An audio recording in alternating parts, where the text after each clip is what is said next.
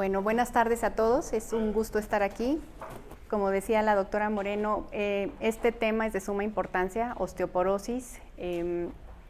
Las consecuencias que puede tener en la salud ósea es muy importante aclararlas para que haya una buena comunicación y beneficio para el paciente. Entonces, voy a desglosar mi plática en diferentes puntos.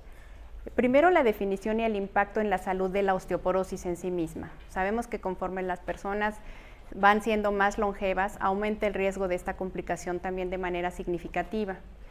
Los criterios diagnósticos con los que ya contamos y la evaluación del riesgo de fractura, actualmente tenemos muchas herramientas para poder definir la categoría de riesgo de cada paciente y entonces también medir el grado de intensidad de tratamiento que tengan que recibir para que estén protegidos. Por otro lado, brevemente, los tipos de tratamiento, que son los antirresortivos, que es con lo que más contamos desde hace varios años. Los bifosfonatos, pues prácticamente en la década de los 90 ya estaban ahí, sobre todo los bifosfonatos orales, que son los antirresortivos, recientemente denosumab, que es otro tipo de antirresortivo, y los osteoformadores.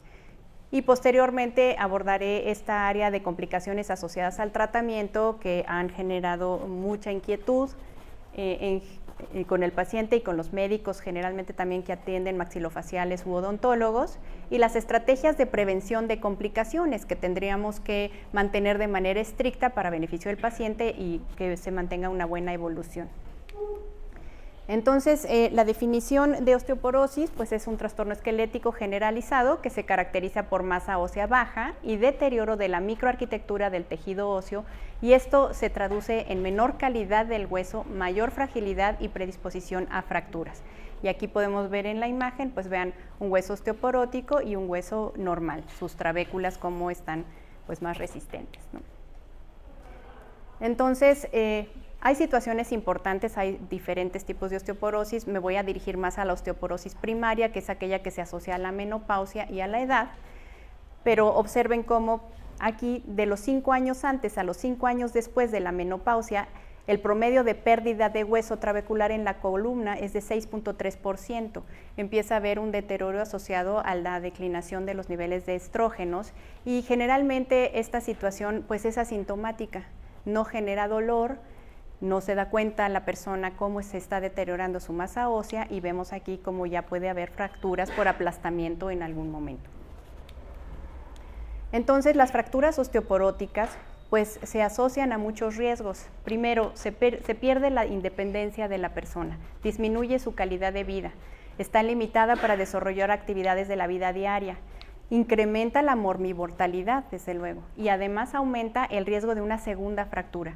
Una vez que ocurre una fractura, el riesgo de una segunda fractura aumenta significativamente. Y desde luego esto afecta también mucho emocionalmente a la persona que vive con una fractura y esta limitación. Y está documentado que solo el 40-60% de las personas que sufren una fractura de cadera pueden recuperar el nivel de movilidad y vida independiente previo. Esto conlleva, desde luego, toda una modificación de la dinámica de las familias también. Entonces, una fractura reciente, y esto es algo que tenemos que tener siempre en mente, es un determinante del riesgo de fractura a futuro. Entonces, el riesgo relativo aumenta 5 a 8 veces más después de haber tenido una fractura. Y la incidencia aumenta 10 a 20% más a los 2 años después de una fractura. Generalmente el riesgo está aumentado los primeros 2 años después de un evento. Después va disminuyendo, pero en los primeros 2 años el aumento de riesgo es significativo. Y 19% de incidencia de una nueva fractura vertebral después de una fractura vertebral previa. Aquí vemos también que las fracturas tienen un impacto económico muy significativo también. Todo esto está hecho en dólares porque se ajustó, a pesar de que es de toda Latinoamérica, todo se ajustó en dólares para homogeneizar, digamos, los costos, y vemos cómo la fractura de cadera es la que tiene un peso económico mayor, casi de $8,000 por evento. Podemos ver otros costos en relación a húmero proximal, fracturas vertebrales y radiodistal, pero el costo por fragilidad es significativo.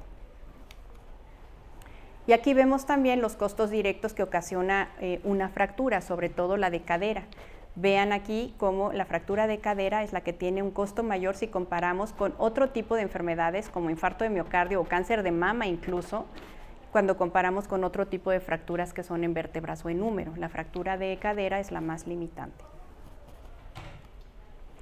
Entonces, ¿quién tiene osteoporosis? Pues en general el diagnóstico de osteoporosis demostrado por DEXA está estandarizado por todas las asociaciones, es un score T de menos de 2.5, o bien una persona con fractura de vértebra o fémur por trauma mínimo sin importar la densitometría. Y esto es algo importante, porque a veces tenemos densitometrías que a lo mejor no llegan al score de menos 2.5, pero ya tenemos una fractura. Esta es una osteoporosis establecida.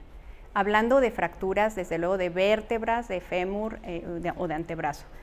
Las personas con un T-score de menos 1 a menos 2.5 con fractura de muñeca, húmero o pelvis son consideradas con osteoporosis, y las personas con un T-score de menos 1 a menos 2.5, pero tienen un cálculo de FRAX, que es la herramienta que generalmente usamos más para cálculo de riesgo de fractura elevado, pues entran también en diagnóstico de osteoporosis. Afortunadamente, pues contamos con estas herramientas que se están tratando de actualizar para incluir diferentes factores que puedan contar para el riesgo de fractura de una persona. México está incluido en el cálculo del FRAX, entonces pues se considera la edad, el género, el peso y la estatura del paciente y algunos factores de riesgo, como si tuviera un papá o mamá fractura de cadera o ya han tenido fracturas previas. El tabaquismo es un factor de riesgo muy importante para descalcificación. Osteoporosis secundaria, si el paciente tiene otra comorbilidad, la ingesta de alcohol y la densidad ósea que pueda tener en ese momento dependiendo del tipo de densitómetro que se haya utilizado. Y esta herramienta de FRAX se ha ido actualizando, existe ahora este FRAX Plus que toma en cuenta otros factores de riesgo, en donde también se toma en cuenta el hueso trabecular y se toman en cuenta algunas otras comorbilidades que también puedan influir en el riesgo de fractura de la persona, como la presencia o no de diabetes, por ejemplo, si ha habido caídas recientes, ¿no? La longitud incluso, ¿no?, en el cuello femoral, etcétera. Entonces, los factores de riesgo adicionales que se están considerando en el FRAX, pues es la edad de la menopausia, menopausia temprana, mayor riesgo de fractura, la terapia antiandrogénica, inhibidores de aromatasa que se utilizan en tratamientos para cáncer, en fin, una gran cantidad de situaciones que pueden influir en el riesgo de fracturas se están tratando de ajustar a estas calculadoras de riesgo para poder intensificar el manejo cuando el paciente tenga un riesgo alto y a lo mejor no intensificar tanto o alcanzar incluso vacaciones terapéuticas en pacientes que no tengan un riesgo de fractura tan alto.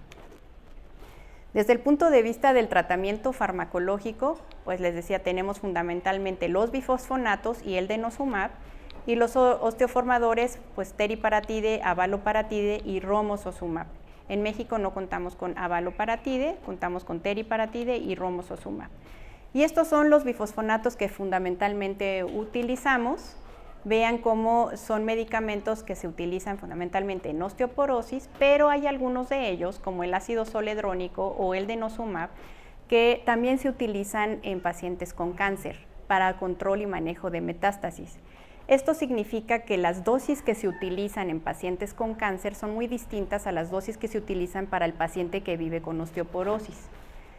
Y la vía de administración pues es diferente. Los bifosfonatos como alendronato, risedronato pues son de administración oral, el ibadronato también. Y bueno, esta plática va fundamentalmente dirigida a esta parte de las complicaciones que se asocian al tratamiento con antirresortivos. Hay dos situaciones que se han comentado que son la osteonecrosis de mandíbula asociada al uso de bifosfonatos y también la fractura atípica de fémur. En general vamos a ir viendo cómo la incidencia es baja y tendríamos que pensar qué medidas preventivas tendríamos que utilizar para disminuir el riesgo en estos pacientes. Entonces, en el 2003 empezó a haber reporte de casos, los bifosfonatos les decía yo que se empezaron a utilizar más o menos en la década de los 90, llevan a varios años de tratamiento, y en el 2003 empezó a haber un reporte de 36 casos en donde se documentó una exposición ósea en la mandíbula que no respondían a tratamientos convencionales con hueso expuesto. En el 2006, Merck, en su vigilancia post-marketing, reporta 170 casos asociados al uso de alendronato entre 20 millones de pacientes año. Esto significa exactamente de 0 a 7 reportes por cada 10,000 pacientes año. Y Novartis, más o menos en esa época también, reportó 352 casos entre 1.9 millones de pacientes año con pamidronato y 1.726 casos entre 1.15 millones de pacientes año con zoledronato. A partir del 2012 la curva va hacia abajo. En general la prevalencia de la complicación ha sido menor, probablemente porque se empiezan a tomar también medidas preventivas pues más enfáticas. Entonces, desde entonces se establecieron muchas asociaciones y muchas guías para poder disminuir el riesgo. Primero documentarlo y protocolos para disminuir el riesgo. Casi en todos los países existe un consenso en donde se establecen lineamientos para disminuir el riesgo de, sobre todo, de necrosis de mandíbula. Entonces, ¿cómo se define la osteonecrosis asociada a medicamentos? Osteonecrosis de los maxilares asociada a medicamentos. Es tener tratamiento actual o previo con terapias antirresortivas o agentes antiangiogénicos. El hueso expuesto en la región maxilofacial que ha persistido durante más de 8 semanas o la presencia intraoral o extraoral de fístulas en la región maxilofacial durante ese mismo lapso. Es decir, un retardo en la cicatrización con hueso expuesto y no necesariamente tener hueso expuesto, también la presencia de fístulas, que generalmente cuando ocurren es porque hay un foco infeccioso de fondo involucrado. Y que no haya un antecedente que exponga la necrosis, que es la radioterapia fundamentalmente, o pacientes que tienen enfermedad metastática en los maxilares. Esta es la estadificación de la osteonecrosis mandibular. Entonces existen diferentes grados, del 0 al 3B. El 0 son factores de riesgo, o sea, haber estado expuesto a los bifosfonatos y a otros factores de riesgo que vamos a comentar ahorita, y hallazgos clínicos inespecíficos, sin evidencia clínica ni radiográfica de necrosis ósea. En general, en esta etapa, el dato fundamental es dolor maxilar. En la etapa 1, el paciente está asintomático, pero tiene exposición y hueso necrótico. En la etapa 2 hay infección, dolor y eritemia con exposición y hueso necrótico. En la 3A tenemos infección, dolor o eritema con necrosis ósea que se extiende más allá del hueso alveolar. Y en la 3B, infección, dolor, eritema con necrosis ósea que se extiende al borde inferior de la mandíbula o al piso del seno. Se extiende el daño óseo. Esta etapa 0 ocurre que hay que hacer diagnóstico diferencial con otras entidades. Y eso puede ocurrir puede influir en el subdiagnóstico o en el sobrediagnóstico. Si pensamos siempre que porque tuvo antecedente de ingesta de bifosfonatos, necesariamente la sintomatología va a ser asociada al fármaco y no hay otro factor, pues estaríamos haciendo un sobrediagnóstico. Esto es algo que no está todavía muy estimado pues, en la prevalencia real. Aquí desglosamos algunos de los síntomas de la etapa 0. Entonces les decía yo, pacientes sin evidencia clínica de hueso necrótico, pero se presentan con síntomas inespecíficos o hallazgos clínicos y radiológicos como dolor sordo en el cuerpo de la mandíbula, dolor en los senos y función neurosensorial alterada. Y en los hallazgos clínicos puede haber pérdida de dientes no explicada por enfermedad periodontal crónica o alguna presencia de fístula.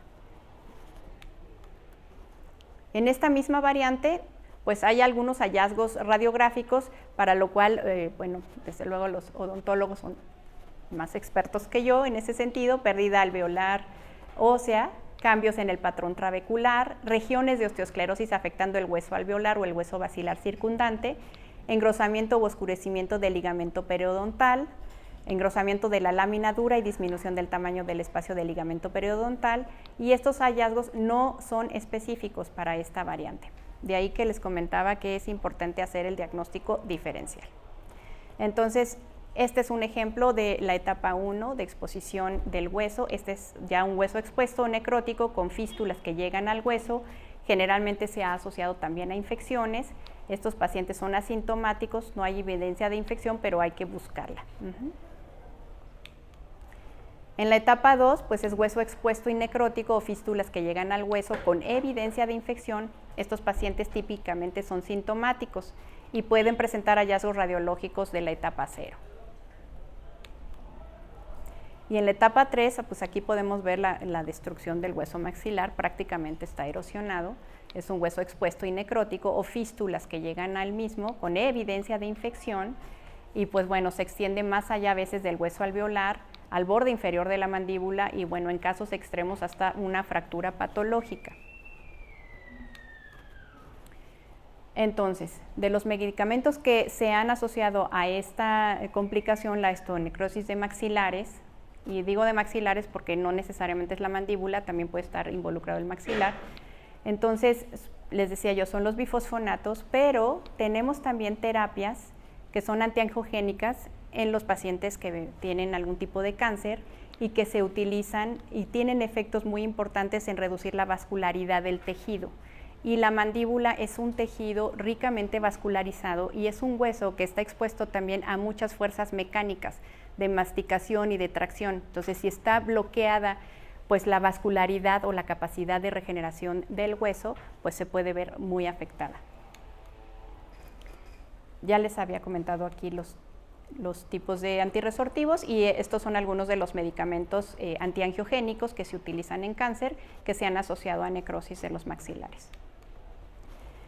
Y bueno, comentar que los bifosfonatos por su mecanismo de acción tienen la característica de quedarse depositados prácticamente en el hueso varios años. Aquí vemos el tiempo. Por ejemplo, las terapias orales como risedronato o ivandronato pueden permanecer en hueso hasta 2 años, el alendronato hasta 3 años y el ácido zoledrónico hasta más de 3 años. ¿Qué otros factores influyen? Y esto hay que tomarlo en cuenta porque no es el único factor de riesgo asociado al uso de bifosfonatos. Hay varios factores que pueden generar la osteonecrosis o favorecerla y son lesiones de la mucosa oral, fenómenos de inflamación, infecciones de las bacterias que más se han asociado a actinomyces, inhibición del recambio óseo, inhibición de la angiogénesis, que haya microtrauma, que haya alteraciones en la inmunomodulación, por ejemplo, pacientes que tienen enfermedades autoinmunes o que están tratados con esteroides, pues también van a tener más dificultad en la inmunomodulación. La potencia del antirresortivo que se utilice, las dosis acumuladas, que eso está un poco en controversia, pero el grado de fijación que pueda alcanzar el hueso y las dosis que haya recibido, la presencia o no de cáncer, que el cáncer en sí mismo tiene otras implicaciones también en el remodelado del hueso y hay algunas situaciones genéticas que se pueden asociar también al riesgo.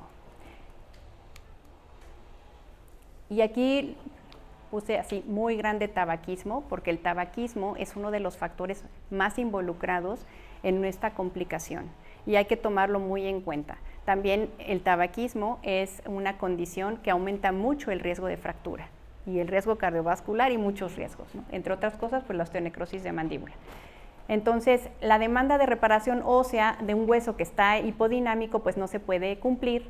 Se disminuye, bueno, el efecto antiangiogénico del bifosfonato es que actúa sobre receptores del factor vascular endotelial, inhibiendo quimiotaxis de células endoteliales en los sitios donde se requieren nuevos vasos sanguíneos y disminuye los efectos de osteopontina, de tal manera que limita la vascularidad.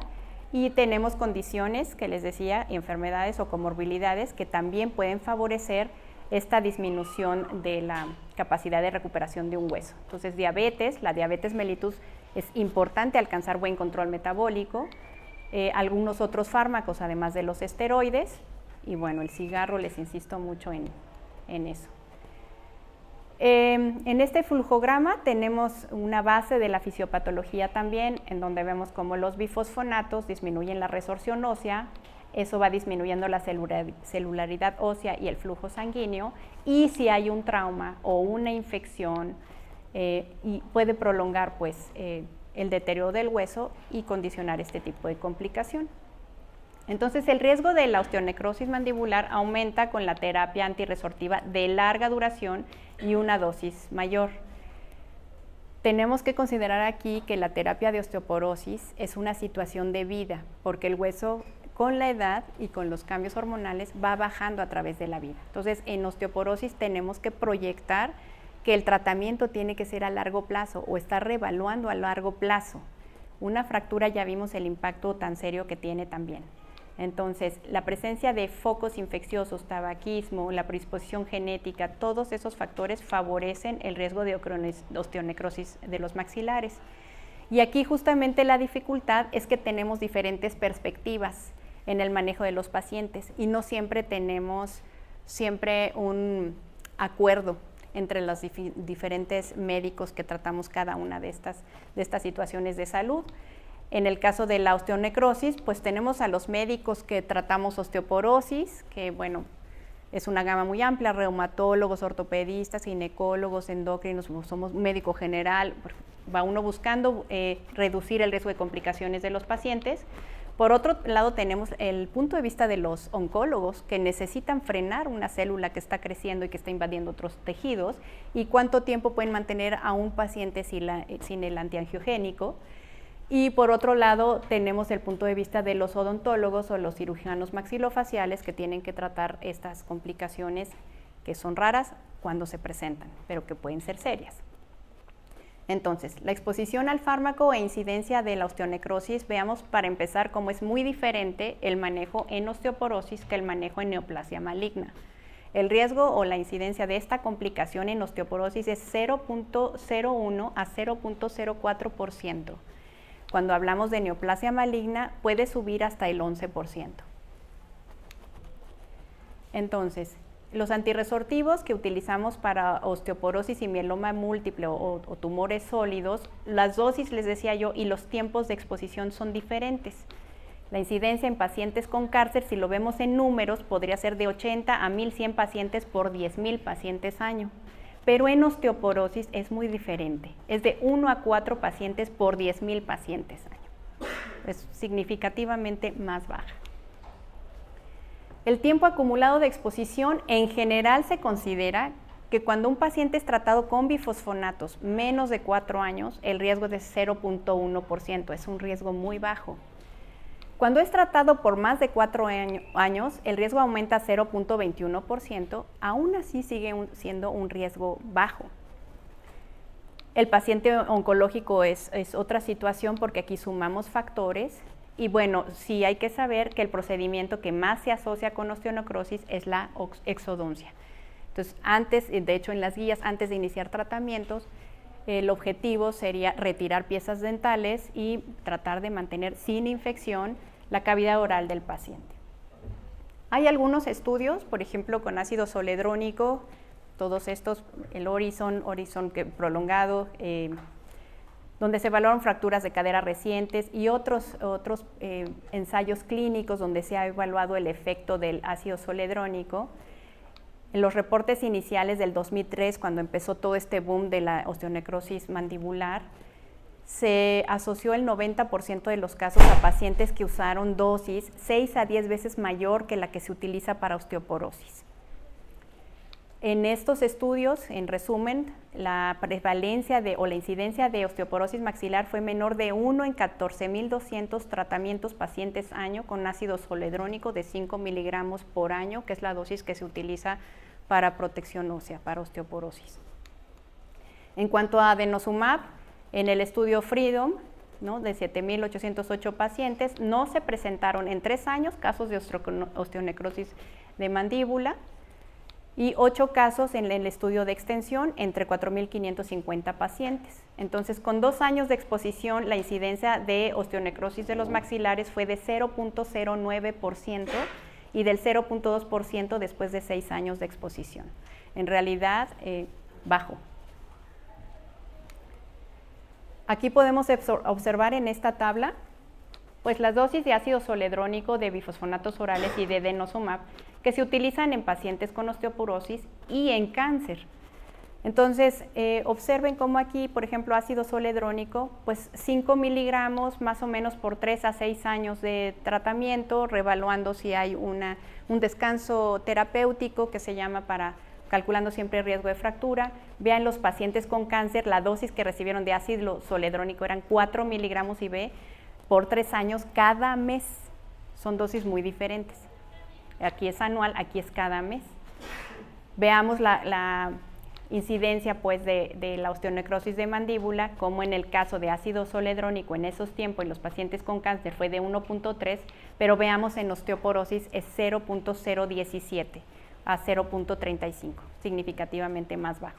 Los bifosfonatos orales no se utilizan en cáncer, pero vean la prevalencia de osteonecrosis con alendronato, 70 miligramos vía oral por semana, 3 a 5 años, de 0.02 a 0.1. Y con denosumab, 1.8 en los pacientes con cáncer, y en los pacientes que tuvieron osteonecrosis maxilar asociada a denosumab fue 0.04 a 0.3%. En realidad también significativamente bajo. Entonces, en comparación con los pacientes con cáncer que reciben tratamiento antirresortivo, el riesgo de una osteonecrosis de los maxilares para los pacientes con osteoporosis expuestos a este tipo de medicamentos es 100 veces más pequeño. Y aquí podemos ver pues, el riesgo de mortalidad también. Nuevamente vean, aquí tenemos el riesgo de mortalidad en un paciente con osteonecrosis, bueno, más bien en los pacientes con osteonecrosis del hueso tratados por osteoporosis, y aquí vemos cualquier fractura por fragilidad. O sea, realmente la mortalidad, la morbimortalidad de una fractura es muy alta. Esto ya lo habíamos comentado, aquí se resumen los factores de riesgo para desarrollar osteonecrosis, de tal manera que cuando nosotros evaluamos a los pacientes tendríamos que considerar todo esto, la edad del paciente, si está recibiendo alguna de estas terapias, si ha recibido radiación, si ha sido atendido y tiene alguna situación, implante dental o alteración, o infecciones o piezas que tengan que ser retiradas, los malos hábitos como el tabaquismo,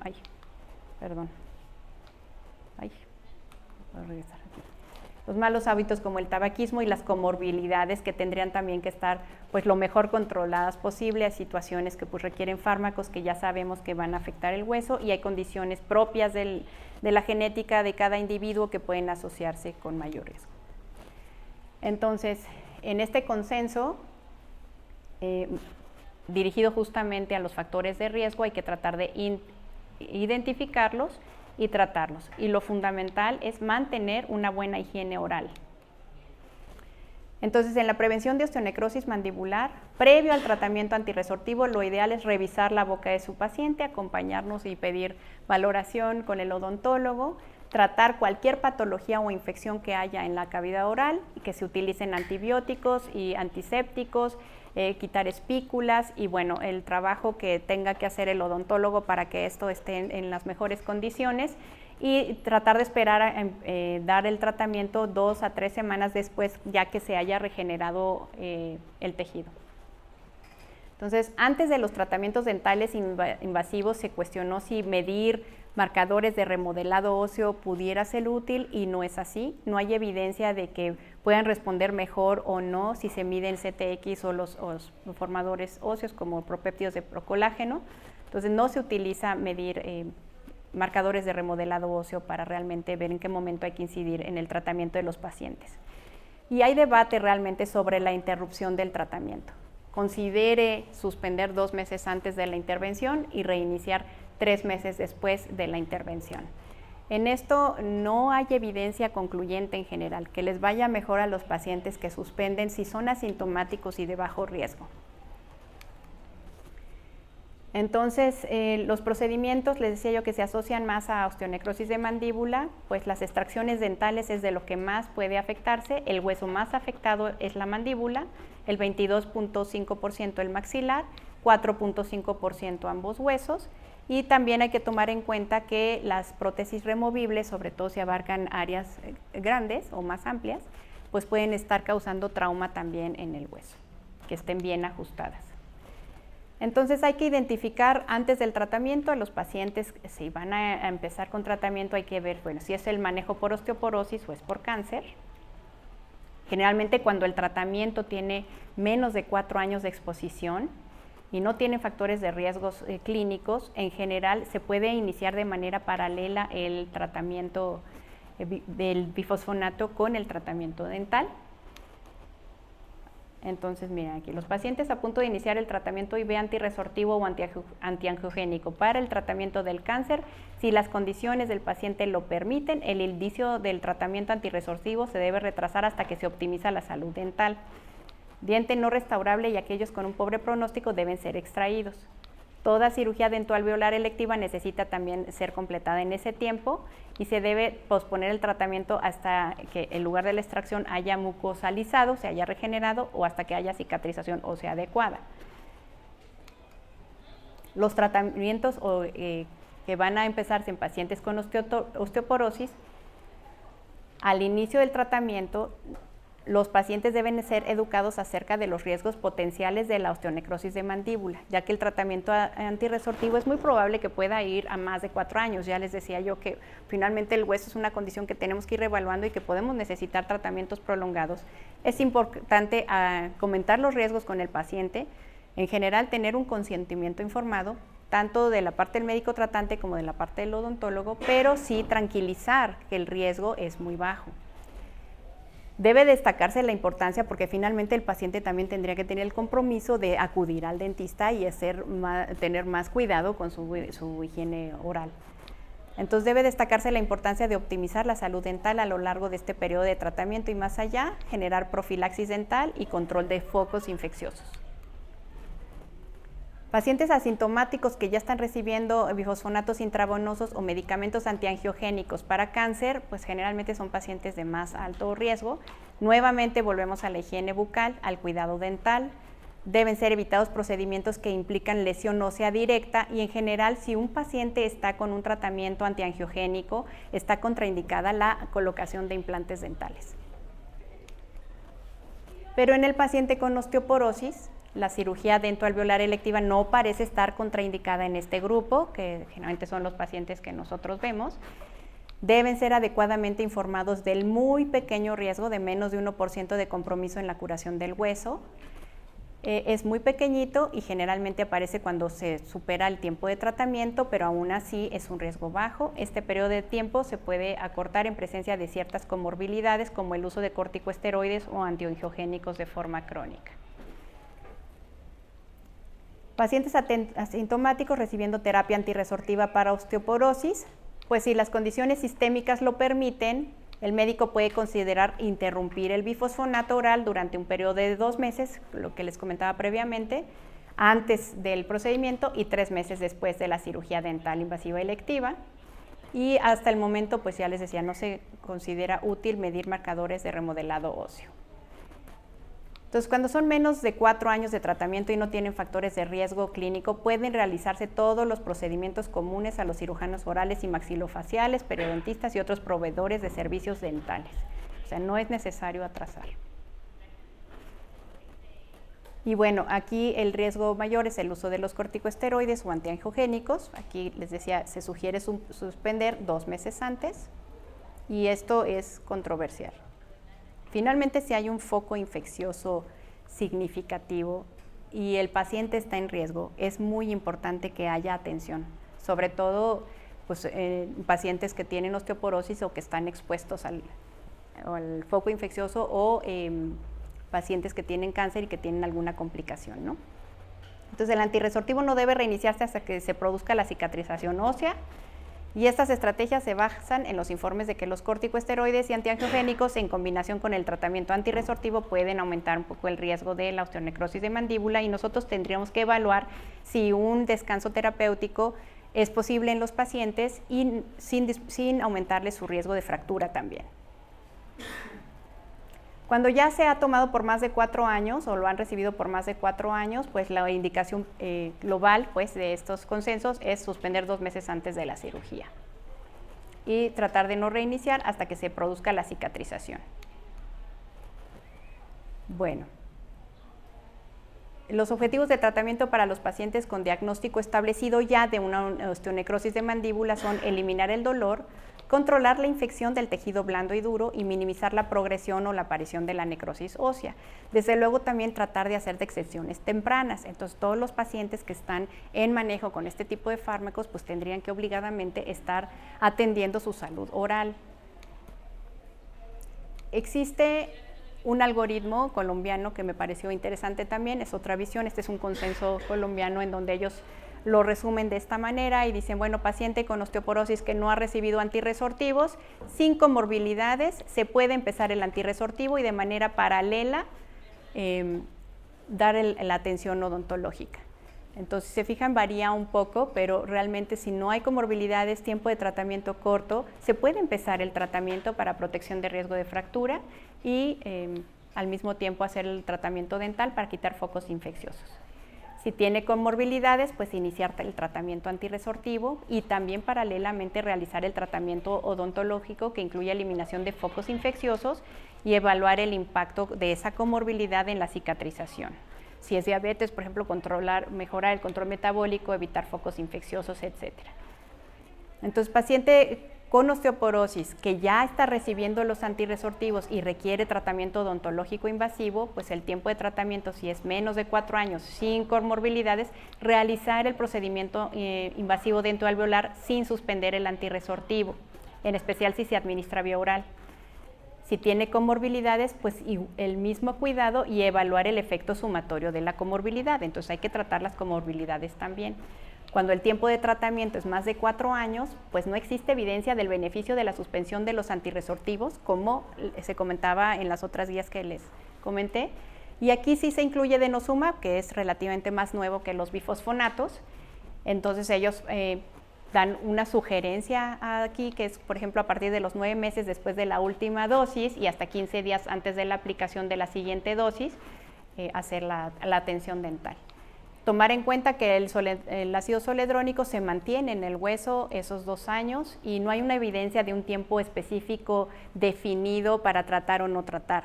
Si un paciente está expuesto a infección, hay que pues tratar. Este es el escenario oncológico, que ya es un escenario diferente, que ya hemos comentado, son pacientes de mayor riesgo. Ya que está la necrosis o la osteonecrosis de mandíbula, pues existen guías para el tratamiento que ya involucran al cirujano maxilofacial dependiendo de la etapa 0, 1, 2 o 3, en donde aparte del uso de antibióticos y antisépticos, pues hacen ya drenajes y a lo mejor colgajos, implantación de colgajos y este tipo de procedimientos que ellos hacen para mantener pues o favorecer la regeneración del tejido, ¿no? Entonces, nuevamente el paciente oncológico con mayor riesgo de osteonecrosis de mandíbula. Y bueno, para finalizar es importante que hay que comunicarle a los pacientes cuando los beneficios del tratamiento superan los riesgos. Ya vimos que la osteoporosis y sobre todo la presencia de una fractura aumenta mucho el riesgo de mortalidad, de morbilidad, y después de una fractura en los primeros 2 años aumenta mucho el riesgo de una segunda fractura. Tiene implicaciones de costo y de salud muy significativas.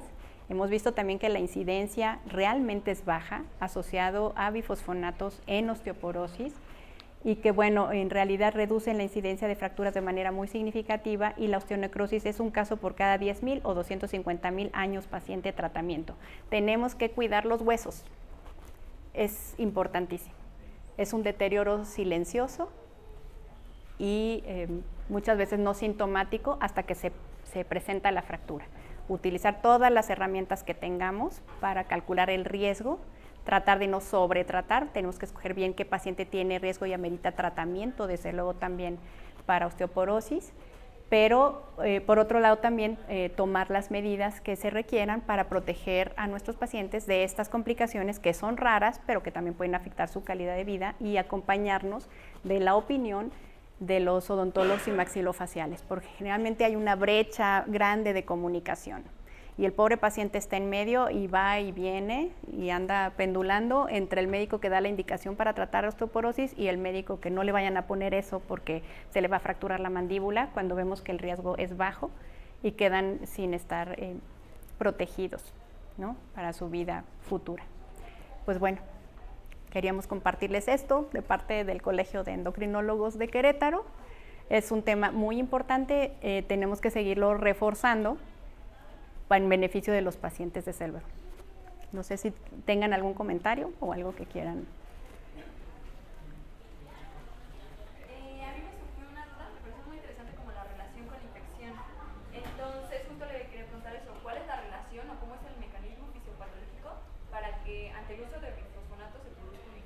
Pues justamente eso, funciona como un antiangiogénico, o sea, frena el remodelado del hueso. Al frenar el remodelado del hueso disminuye la endotelización y hay menos oxígeno, menos vascularidad.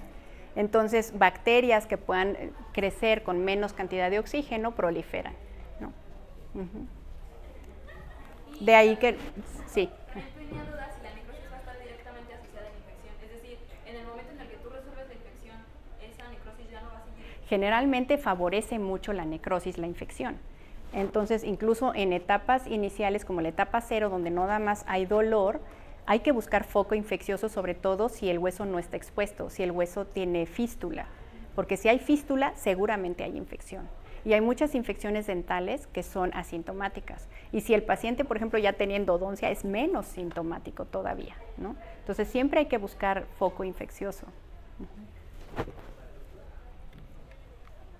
¿Sí?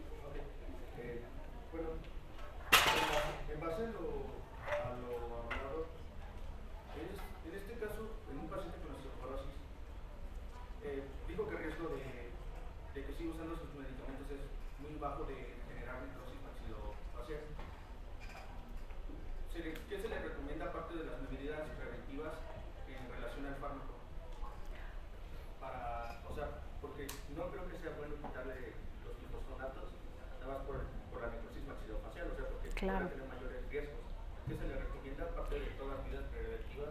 O sea, justamente eso, si todavía no ha recibido el bifosfonato, pues enviarlo a dental, que le revisen bien sus piezas dentales, si hay algo que tratar o quitarle alguna pieza dental, pues empezar el bifosfonato hasta que se haya recuperado. Durante el tratamiento con bifosfonato debe mantener su seguimiento dental, por lo menos cada 6 meses, ¿no? Lo básico, hacerse limpieza como en cualquier persona, ¿no? Y bueno, en relación al tratamiento de osteoporosis, que ese pues ya es otro tema, pues hay que estar calculando riesgo de fractura, porque no todos los pacientes con osteoporosis tienen el mismo riesgo de fractura.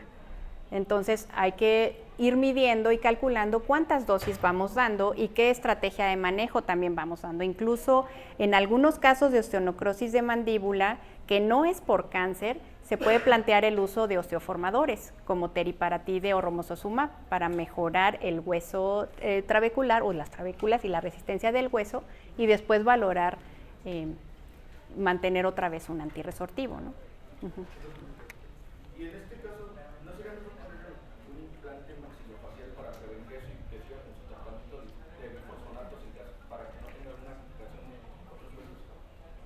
O sea, que primero se le ponga el implante y luego se dé el tratamiento. O sea, sí, para poder prevenir. Bueno, si el paciente está sin tratamiento de bifosfonato en ese momento y pierde la pieza completamente, pues sí, realmente sería una opción. Si el riesgo de fractura no es muy alto en ese momento, pues una opción sería poner el implante que regenere el hueso y después darle su tratamiento con bifosfonato.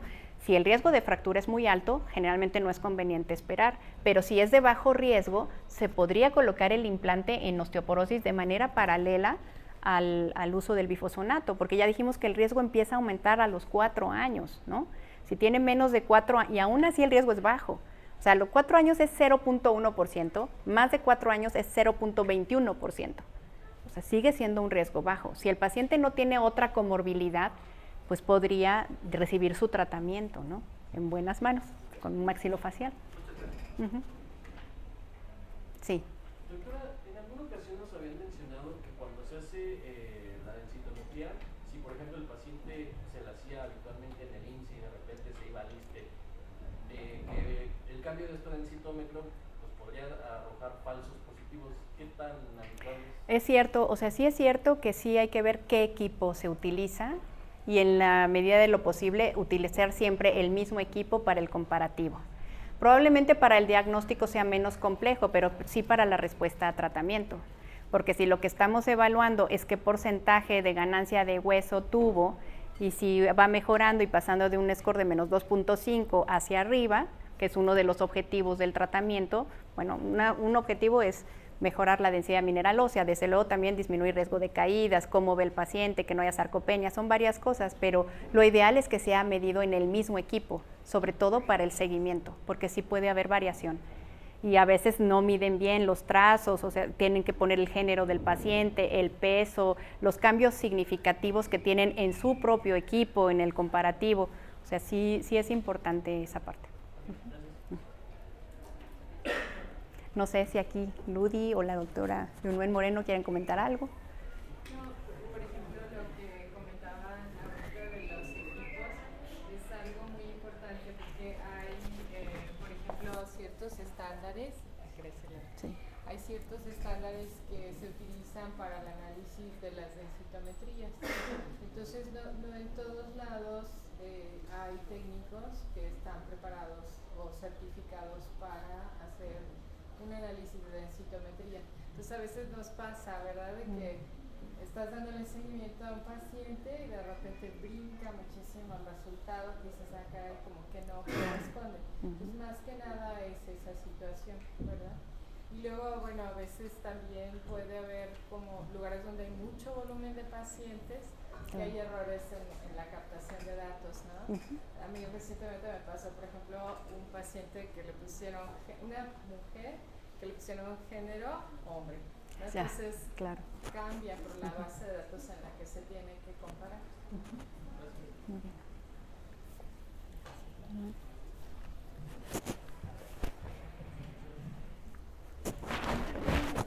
Es un diagnóstico clínico, es decir, que si el paciente ya cumple criterios de una fractura por fragilidad, no vamos a necesitar una densitometría como para diagnosticarlo. El seguimiento sí va a ser importante para ver cómo va la ganancia de hueso y si tiene que ser como del mismo lugar, pero si una densitometría, por ejemplo, en columna, la paciente ya tiene una deformidad como quifosis y probablemente va a tener otras fracturas asociadas en columna, va a ser una densitometría normal. Entonces el contexto clínico en el que evaluamos la densitometría, el seguimiento de la paciente, la experiencia que tienes del centro en el que envías a la paciente, pues nos va orientando a que es una osteoporosis, ¿okay? Y que no se tiene que retrasar su tratamiento.